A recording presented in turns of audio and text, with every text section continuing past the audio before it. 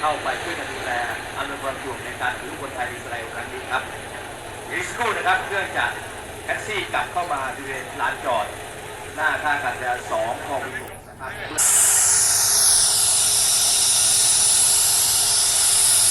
เครื่องบินแอร์บัส340ของกองทัพอากาศแล้วนะครับจะเดินเข้าสู่ขั้นตอนของคนไทยทั้ง136ชีวิตด้วยความอบอุ่นเป็นอย่างยิ่งครับวันนี้ท่านพลอากาศโทชัยนาท ผลกิจรองเสนาธิการทหารอากาศ